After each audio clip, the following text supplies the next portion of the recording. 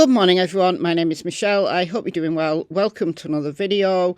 It is Friday morning the 19th of April and we're sticking with the Sebastian Rogers case today, but before we get into that, the Karen Reid trial. Oh dear, yesterday on day 3 of jury selection they'd only managed to get 2 more jurors, and one that they got from the day before dropped out due to, I don't know, hardship or something. So they've actually now seated 12 jurors. So they've got a full gamut, but they also want 4 alternates. No jury selection today, I believe. So jury selection, I believe, will continue on Monday. So it's going to be Tuesday at the earliest for the trial to begin, like opening statements. So long drawn out process because so many people have opinions about the case. I've spoken to witnesses, know all about it, have already made up an opinion on it. So, dear me, all right, it's going to take a while. But without further ado, let's get into the Sebastian Rogers case. Now, one thing that has shocked me, I mean, properly shocked me, when I went to actually look at the data, is the temperature on the night that Sebastian allegedly disappeared. It wasn't 20-something degrees, which would be like -2 in Celsius. We do Celsius in the UK. I also want to talk about Chris Proudfoot's polygraph and, once again, the cameras. So, let's go.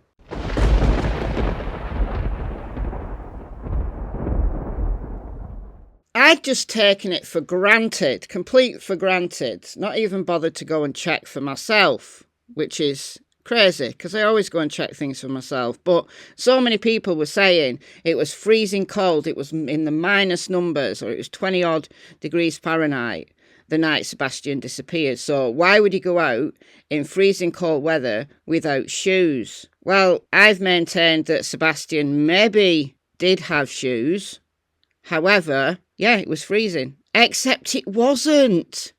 It wasn't, you guys. Now, I can see where the misinformation has come from, and I don't think it was intentional misinformation. If you go to AccuWeather, which is the first hit on Google, you will see that on the 25th, the lowest temperature of that day was -2, which is 28.4 degrees Fahrenheit. However, that's beginning at midnight on the 25th. So that would have been the 24th into the 25th. On the 26th, the lowest temperature was 13 degrees, which in Fahrenheit is 55.4. And that would be starting at midnight on the 26th. So the actual time that Sebastian disappeared, the lowest temperature was actually 55.4 degrees. According to AccuWeather. And I found a site that has an actual graph that makes it easier to understand. Look at these here. So you've got February 25th, and this is 2024, February 25th, and then you've got the 26th, 27th. So you've got to use the things here. And you can see from the lines that the 24th into the 25th, the temperature was really low. And then on the 25th, the temperature increased. So the highest temperature on Monday the 25th was 75. The minimum, according to this, was 57. And you can see the 25th into the 26th, the temperature's actually warm. The temperature's warm. And then it was a couple of days after that, I remember this in the news, that everyone was really concerned that Sebastian was still out and the weather had dropped again into the minus numbers. But for the 2 days, 26th, including the night, midnight to 6 a.m, all through the 26th and then the 27th, it was warm. It was warm. Look, an average temperature of 68, that's our average summertime temperatures here in the UK, like 68, 70 degrees. That's warm. I would walk about in a t-shirt. And 57 degrees, whatever this says, and 55 degrees from AccuWeather, I'd walk about without a coat. if I was going for a walk, I wouldn't even put like a hoodie on or anything. Or I'd take a hoodie and take it off and then regret bringing it. So no, absolutely not. Completely debunked. It was warm. That would be why Sebastian went out without a coat, because he was warm. All right, so hopefully that's put that to bed, but I bet it won't, because, you know, people don't share my videos. People don't share my videos. And then I've put all this information out, and as I get new information, I correct the old information if it was inaccurate. Please share my videos out, and then people will know, and I don't have to keep saying the same thing over and over again. Like I do with the dog track. Now, I did a short video yesterday about this, that Chris Proudfoot had been talking to Gray Hughes, and had told Gray Hughes the actual track that the dogs took. So if you remember, 3 dogs actually got a track. Max, the German Shepherd, who was the first responder, and then a bloodhound and a blue tick coonhound, both tracked from Sebastian's house, which is this one, to the construction site. Now, I'd assumed, based on what Chris had said on the phone to Narc Divers, that he'd gone diagonally through the backyards and then across Kellen and then through the yards and then onto the construction site. So he basically just cut through. But now I've cleaned up the audio slightly, I can only make a slight adjustment to it. It's clear that Chris said to Narc Divers what he told Gray Hughes. If you're looking at my house, it's going to be the right-hand side. The dog goes all the way down the fence. The dog comes all the way back up into the yard, and then it cuts diagonally to the house next door through the back door. And that's the place in which the dogs take off. And after that, that's where they get over to the neighbor and go up Kellen and head over to the other subdivision. Okay. So the actual track is diagonally through the next door's backyard, and then onto the road, and then up Kellen, and then to the construction site this way. But I hear you say, if he walked all the way up Kellen, why wasn't he caught on any security cameras? The red crosses, which look a little bit messy, I put on this map a few days ago in a video, so go and check that out. I went through the dispatch audio of them going to houses up Kellen and all the cameras that they found, and for each house they were asking the homeowner to check their cameras.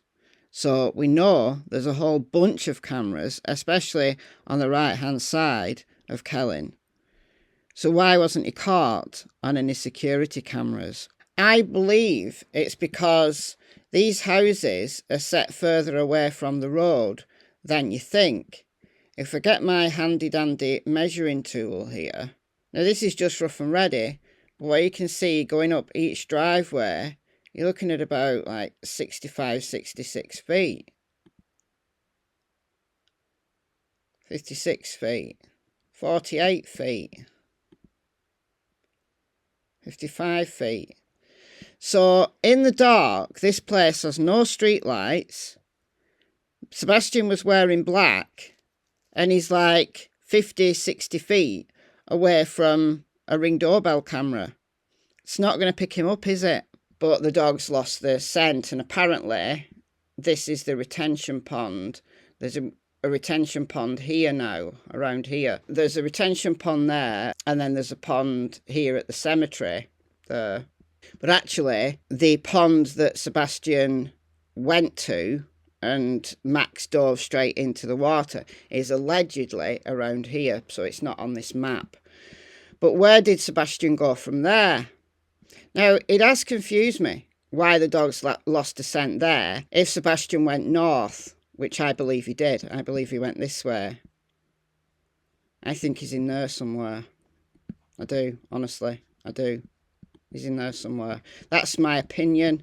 That's where I would concentrate all future searches until that place, and it's quite a few miles of dense woodland, is thoroughly exhausted. Now, I know they've searched that area. I know they've done a 5-mile radius. It doesn't take you all the way to White House. My theory is he was heading towards White House School based on something that was said on the dispatch audio. That's just my opinion. That's just my number one theory now at the moment.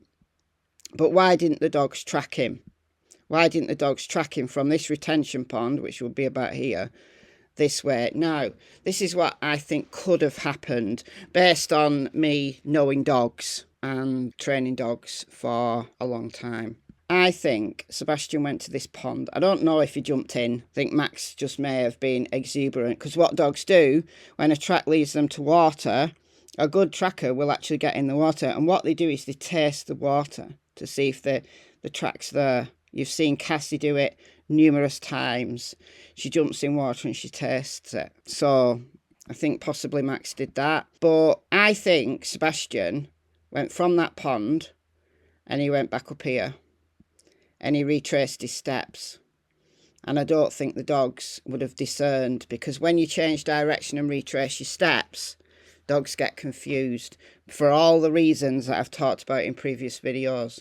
So I think he retraced his steps, and then maybe something took his attention, or maybe he thought, oh, school's this way, and I think he went this way, up here.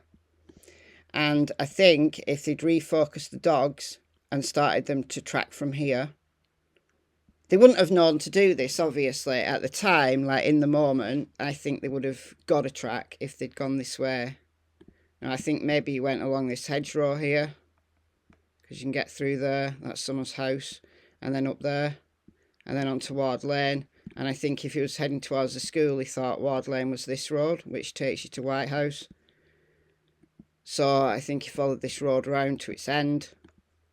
And then was already then probably lost. Or maybe he tried to come home, so he went this way. I'm reminded of the case of Bryn Hargreaves. Who's Bryn Hargreaves? Well, Bryn Hargreaves was actually born in my neck of the woods, and he was a former rugby league player.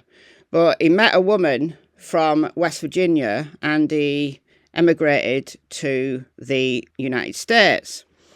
His wife and he split up. He became depressed, and then just one day he disappeared. He'd left his shower running. He had not locked his door. Very strange. And for 14 months,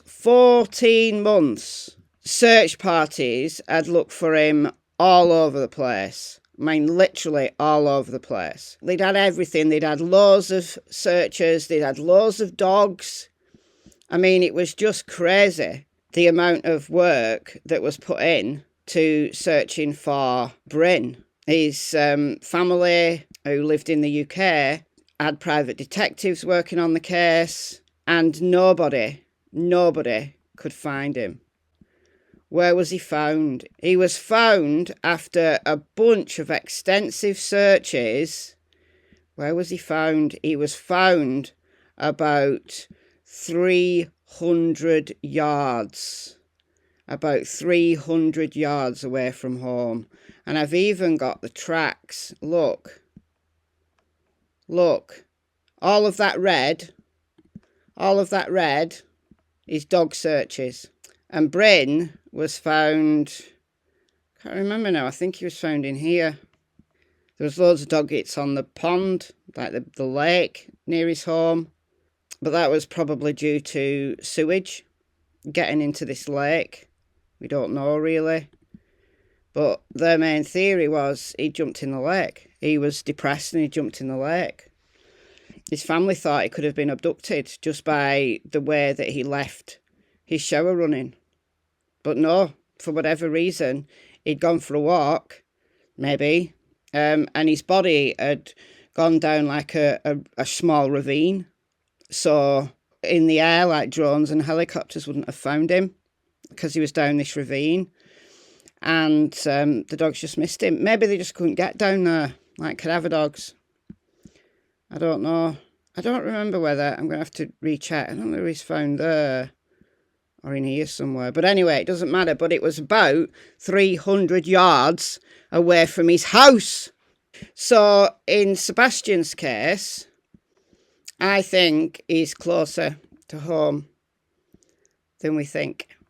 So this place is somewhat hilly. It's nowhere near like the hilliness of the Summer Wells case, but there are hills. And I'm wondering whether there's like holes like in the rocks. I don't know.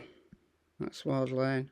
And I know the vast majority of you don't agree. Now, there's been a little bit of a revelation that allegedly Chris Proudfoot has passed a polygraph. Chris Proudfoot, of course, being Sebastian's stepdad.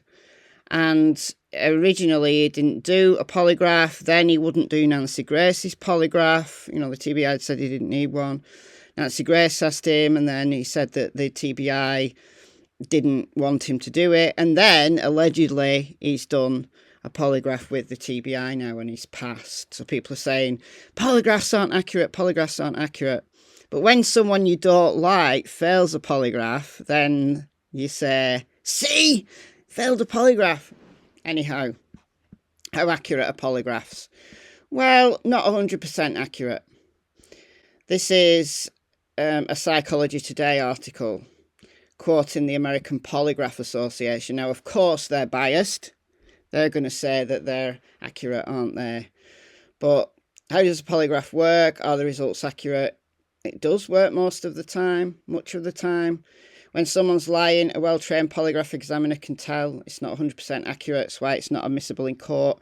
In the UK, they don't tend to use them as an interrogation tool. They've been for the last few years, though, the probation service has been using polygraphs with sex offenders. But you can't be, who are out on licence, but you can't be recalled to prison if you fail one. The American Polygraph Association is the world's leading association dedicated to the use of evidence-based scientific methods for credibility assessment. It's an organisation whose members are largely polygraph examiners, so they're biased, they want to keep their jobs. They estimate the accuracy of the polygraph to be 87%. That is, 87 out of 100 cases the polygraph can accurately determine if someone is lying or telling the truth. That's pretty impressive, but 13% of the time, it's not accurate. Federal government sought an unbiased evaluation of the polygraphs, so they tasked the National Academy of Sciences with a full investigation of the polygraph's accuracy. In 2003, this large team of notable scientists came to the conclusion that the polygraph was far less accurate than the polygraph examiners had claimed. Yeah. Some scientists have claimed the accuracy to be closer to 75%. By chance, it's 50%, so yeah. So that's the reason why they're not used as evidence in court. The American Psychological Association has had things to say about lie detectors. This goes into a little bit more detail. I'll put all these links in the description box. But the accuracy, i.e. validity of the polygraph testing, has long been controversial. An underlying problem is theoretical. There's no evidence that any pattern of physiological reaction is unique to deception. An honest person may be nervous when answering truthfully, and a dishonest person may be non-anxious. Also, there are few good studies that validate the ability of polygraph procedures to detect detection. As Dr. Sachs and Israeli psychologist Gershon Ben Shahar in 1999 note, it may, in fact, be impossible to conduct a proper validity study in real-world situations. It's very difficult to know what the truth is. Particular problem is that polygraph research has not separated placebo-like effects, so the subject's belief in the efficacy of the procedure, from the actual relationship between deception and their physiological responses. One reason that polygraph tests may appear to be accurate is that subjects who believe that the test works and that they can be detected may confess or may be very anxious when questioned. You see, that's how it works from an investigative tool. That if you're really nervous and you believe that the lie detector works and you fail, well, probably guilty. If this view is correct, the lie detector may be better called a fear detector. Evidence indicates that strategies used to beat polygraph examinations, the so-called countermeasures, may be effective, including simple physical movements, psychological interventions like manipulating the belief about the test, and the use of pharmacological agents that alter arousal patterns. It's all a bit up in the air, but I think it's a very safe bet to continue not to make these things admissible in court. If Chris Proudfoot passed, well, I bet the TBI know exactly where he was anyway, and probably just administered the polygraph to maybe appease him. But if he passed, well, you've got a 75 to 87% chance that that result was accurate. I don't take much stock in it though. Look, Tyler Vaughan, Michael Vaughan's dad, failed his polygraph twice, and he was just really nervous, and he felt guilty because Michael disappeared on his watch. He just felt really bad, really guilty. And that's why I think he failed twice. Seth Rogers took Nancy Grace's polygraph. Now, we've heard the rumours, talked about them the other day, that someone allegedly who was an intern on the show said that he failed dismally, and Nancy was fuming. Also, kind of being said now that it was inconclusive. Seth himself allegedly said that he fell asleep during the polygraph. Now, that could be due to his sheer exhaustion. It could be due to the medication he's on. As I said in my video the other day, the polygrapher I'm not impressed with. The minute Seth looked in any way drowsy, that poly should have been stopped, because there's no way that a result will be accurate if you've fallen asleep, if you're heavily medicated. All of that should have been checked beforehand. So I'm not impressed by that, if indeed all of that is true. My personal opinion is none of the parents have anything to do with Sebastian's disappearance. Not directly anyway, but that's just my opinion. All right, guys, let me know what you think about all of this in the comments, and I'll see you in the next video. Bye, folks.